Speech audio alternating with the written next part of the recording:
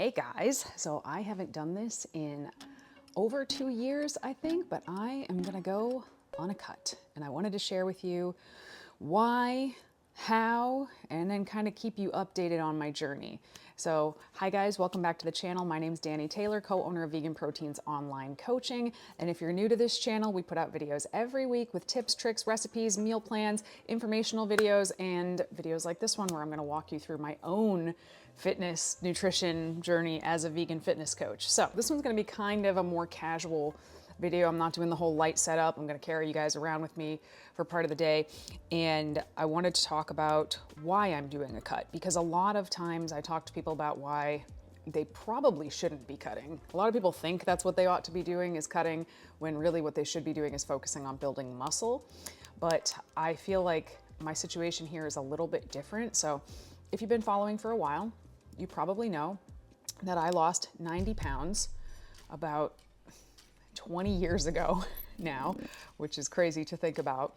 And I've successfully kept that weight off this entire time. I mean, yes, my weight has gone up and down within like a 10-pound range or so, with the exception of competing in bodybuilding, which I did for several years.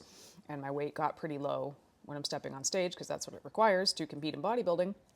But outside of that, my weight has been super, super stable. Well, 3 months ago or so, my weight started to creep up, and I don't fully know why. And the reason I don't fully know why is because I wasn't tracking my food. I wasn't tracking my progress with progress pictures or measurements, all the things that I suggest to you guys that you do, because like I've said a million times, you cannot manage what you do not measure. I was not measuring, so I can't tell you exactly what happened, but I have a couple of hypotheses. Hi, Xander. Come on, bud. Okay, so 2 things happened 3 months ago at the same time. One, I bumped up my creatine intake from 5 grams a day to 10 grams a day, because there's a lot of emerging research right now about how higher creatine intake is very neuroprotective. It's good for your brain.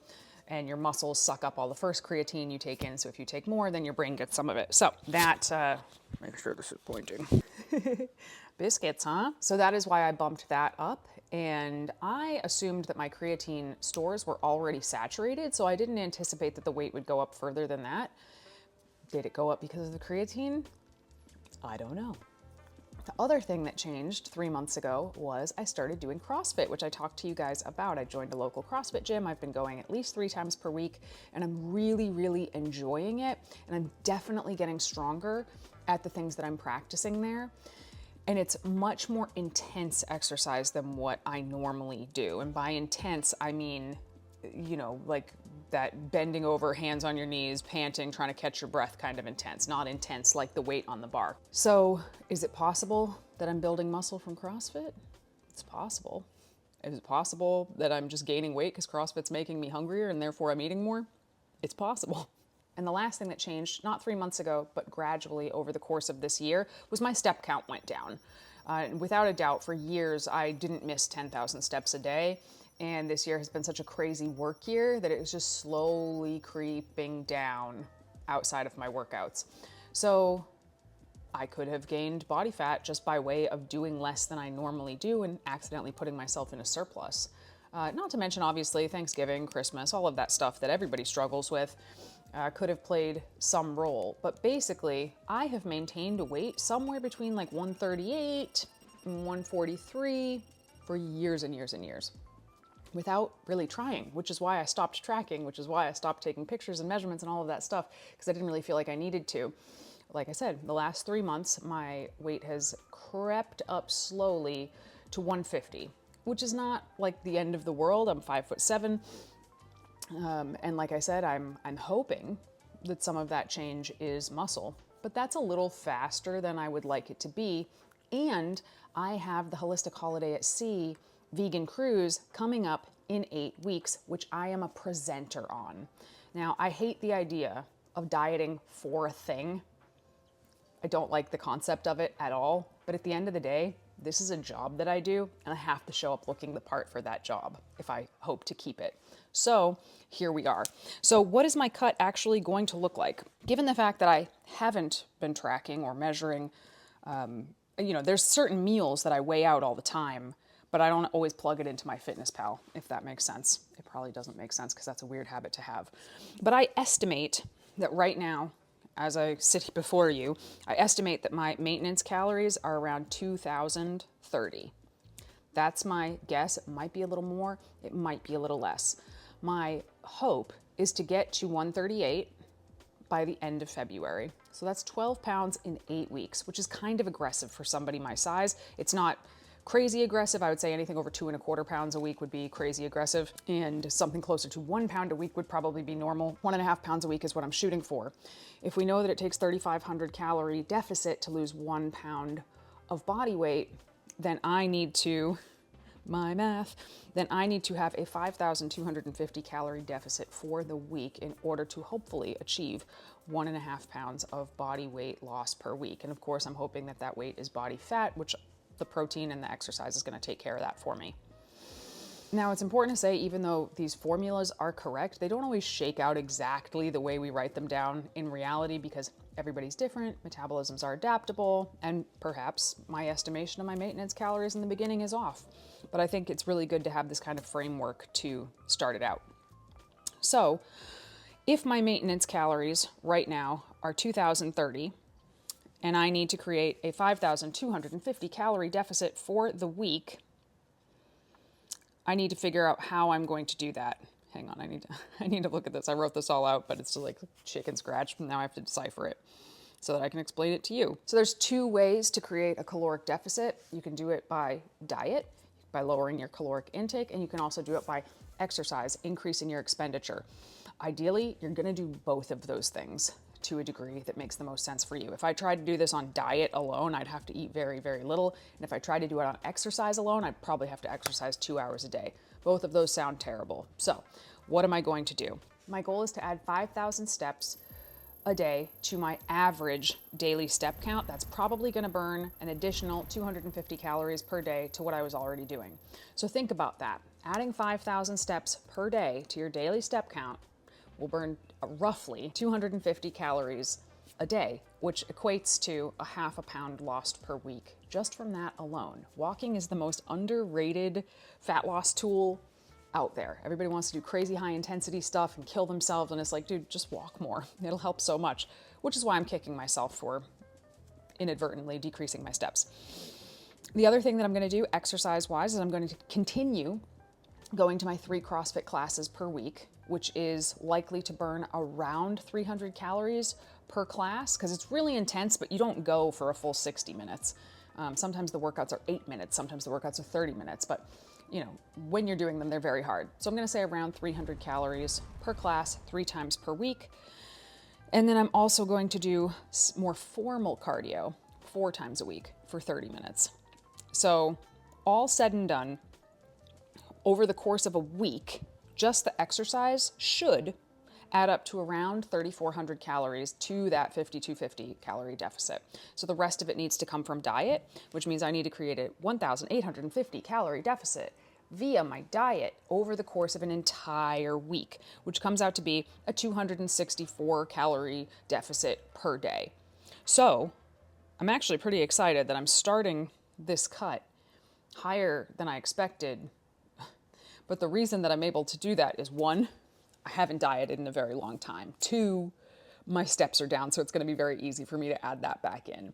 So one of the reasons that I suspect that this is going to work so well is because I've kind of primed my body for it, as opposed to somebody that's constantly trying to diet. It does not work 10% as well. So I'm starting my diet at 1,765 calories, and I suspect by the end of it, I'll probably be closer to like 1,600 calories, because as you get smaller, your maintenance calories decrease. And then on top of that, your metabolism also adapts a little bit. So my macros are going to be 1,765 calories, 140 protein, which is higher than I would normally put it. But again, this is going to be a little bit more aggressive than I normally would be. So I want to put the protein a little bit higher to preserve as much muscle as possible. 45 fat and 200 grams of carbs, of which at least 40 grams is going to be fiber. So I'm pretty excited about that because that is a bit higher than I expected, and I'm curious to see how it shakes out but I've only got 8 weeks. So I don't have a lot of time to like play around. Now, hypothetically, if I didn't reach my goal by that point and I still wanted to reach it, I could just continue it beyond that. But I'm not a big fan of extended diets, and I don't really have like a lot to lose, but 10 to 12 pounds, it feels like a lot to lose in 8 weeks. So we'll see how it goes. So I'm going to take you through my day. It's New Year's Day today. Happy New Year, everybody. And the CrossFit gym is closed, so I'm not going there today, but I am going to be doing my cardio, getting my steps, and eating what I have laid out here. So I'll walk you through that. I am intending to eat like a meal plan. So I created this. It's all foods that I like. It's all foods that are highly nutrient dense. It hits my protein goals. But even though I'm a firm believer in flexible dieting and eating what you like to reach your macro goals, I also think that any like thought you can remove from the equation when you're trying to do something really hard can be helpful. So I wrote this once and I'm just going to put it on repeat unless there's something here that I really end up hating. So yeah, all right, let me walk you through some of my day. Before I forget, I'm hosting a live goal setting workshop on Wednesday, January 14th at 7 p.m. Eastern. That's totally free. I'm going to leave the link to sign up for that down below. You just download the workbook, which will email to you, show up, and we are going to go through helping you set all of your goals for the year and breaking it down into steps on how to actually do that. I'm very excited. It's the most popular workshop that I run, and I didn't get to do it last year. So we only have 100 seats. So if you want one of them, be sure to register now.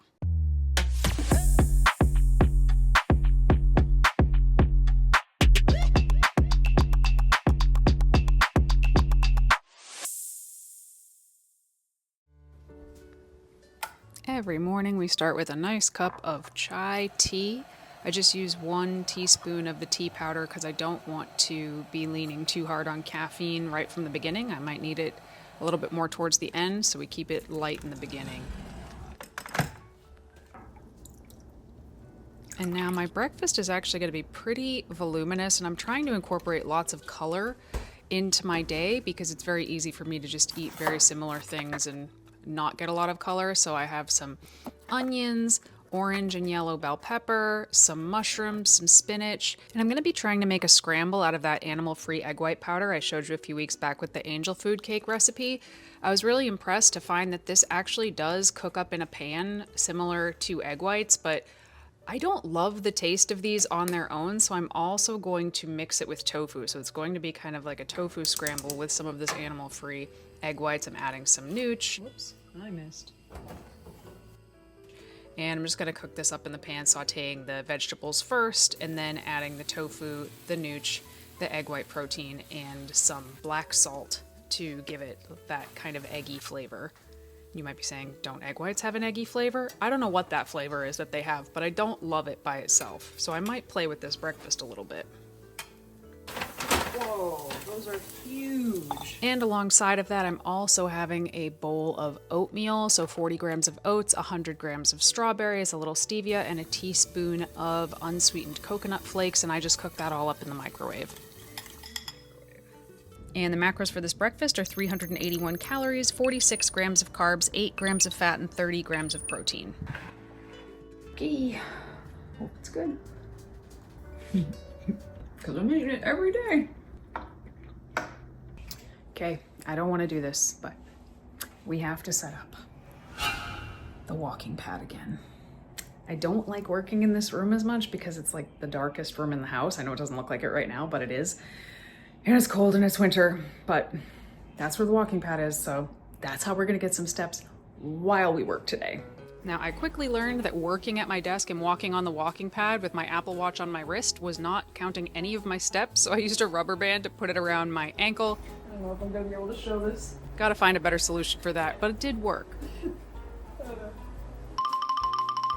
Now it's lunchtime again. We're trying to get a lot of color in here. So I have some arugula.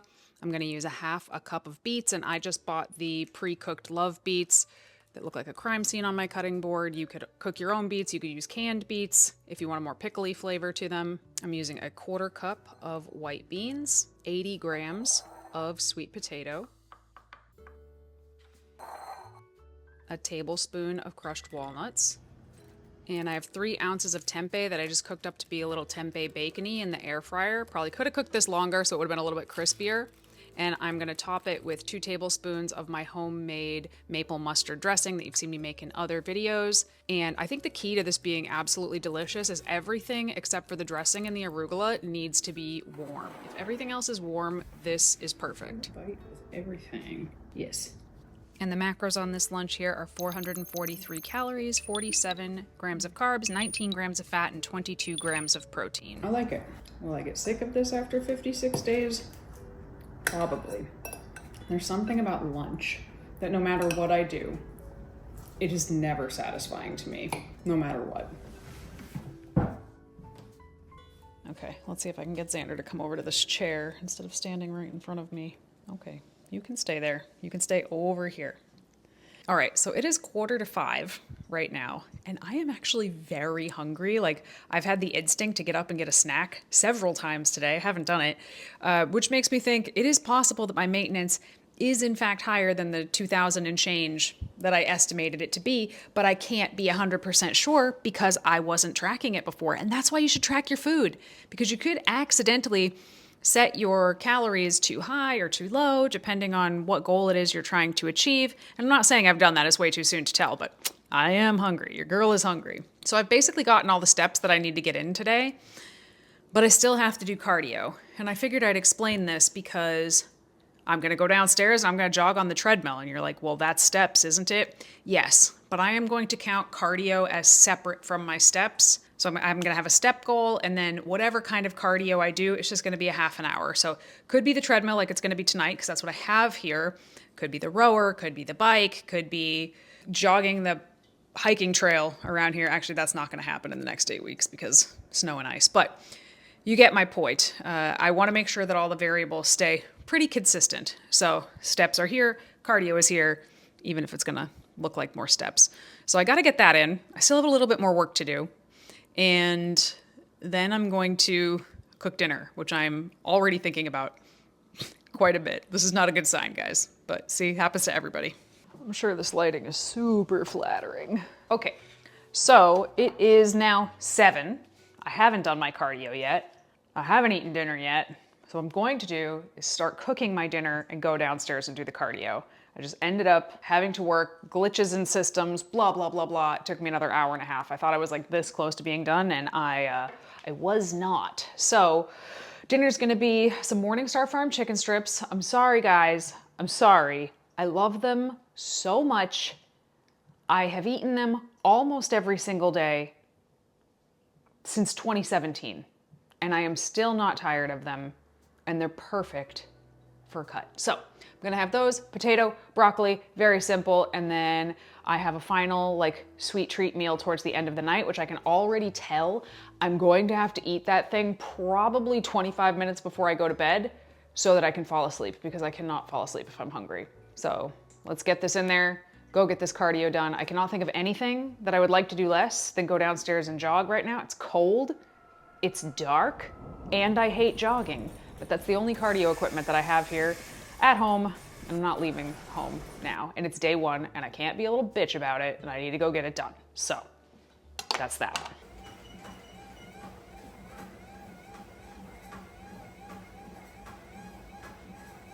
And here is that dinner. It's 175 grams of potato, 1.5 servings of the Morningstar Farm chicken strips, about 2 cups of steamed broccoli that I've sprinkled a little sea salt on, and of course I have some hot sauce there on the side. And the macros for this dinner are 470 calories, 51 grams of carbs, 8 grams of fat, and 48 grams of protein. I don't see the LG remote, but I'm assuming you might know where it is. I don't. Oh, are you looking really hard for the remote? I did already. I'm not gonna drive myself crazy. Let's go. Let's go. Sit down, watch it with me. Okay. Am I performing my cut well enough? Okay. Last meal of the day. 9:43 at night, and I am hungry for this meal, so we'll see. We'll see what happens tomorrow. I'll probably film my little wrap up tomorrow morning, but You guys know I had to have my cereal today, come on. But instead of having it for breakfast, I saved it for the last meal of the day because I know how filling this meal is when I have it in the morning. And I know that nighttime is actually probably when I need to be more full because I can't sleep without it. So Kashi, Golean, peanut butter flavor, edamame puffs. I usually do raisins in the morning because it's quick and easy and cheap, but I'm trying to get as many nutrients in as I can here. So I'm gonna do 100 grams of blueberries and a cup of soy milk. And this puts my calories, actually that's less than a cup of soy milk. That's okay, I use a little bit more in my tea. That puts my calories for the day at exactly 1764, 201 grams of carbs, 45 grams of fat, and 142 grams of protein with no protein powders, I might add. Although I guess technically that vegan egg white powder is a powder that is solely protein, but I don't know if I would call it protein powder. Anyway, I'm going to eat this. I will report back in the morning. So the macros on this last meal of the day are 448 calories, 68 grams of carbs, 10 grams of fat, and 41 grams of protein. All right, so it is the next day. I slept very well last night, and I just wanted to give some of my thoughts on how the first day of this cut went. So I think it is going to be a deficit. I woke up a pound lighter today than yesterday. Now I'm aware at the beginning of a cut, a lot of what you lose is water and glycogen, but I can feel it. I've done this enough times that I know when I'm in a deficit, and I definitely was. So we'll see how today goes, and I'll probably keep people posted in small doses on my Instagram, but I will do another update YouTube video probably nearer to the end of this cut. A couple of things that I realized throughout the day is I have to prep this food in advance because the cooking time for it yesterday was more time than I actually have to prep food throughout the day. So now that I know that I like all of that stuff, I have to go ahead and make sure that everything is set up so I can very quickly heat it up and consume it. That's one thing. The other thing is I have to break up my schedule better. I need to go upstairs and hop on that walking pad earlier in the day and probably do it in shorter little spurts instead of like one long one, because it doesn't feel great to do that for a long time. It's hard for me to do certain kinds of work while I'm standing and walking. So some of my work has to be done seated, but I can kind of bop back and forth as long as I start on it early enough. And I also realized that any kind of little nagging injury that I have got to be taking care of it because there's no downtime. So I have a little bit of a low back thing going on that I'm gonna have to make sure that I like do my PT for religiously because I don't have time to like take time off or take days off or anything like that. So I hope you guys liked this video. If you have any questions, go ahead and leave them down below, and I'll be sure to answer them in the follow-up video that I do to this. And if you're a vegan who's looking to get in better shape, lose body fat, build muscle, just feel better, look better, all of those things, that's what we do at Vegan Proteins. That's what we've been doing since 2008. I'm gonna leave the link to the coaching assessment down below. Go ahead and fill it out and you'll hear back from Giacomo within a business day. If you liked the video, don't forget to like the video, subscribe, hit the bell, all the things I'm supposed to tell you to do at the end of a YouTube video, and we'll talk to you soon. Bye.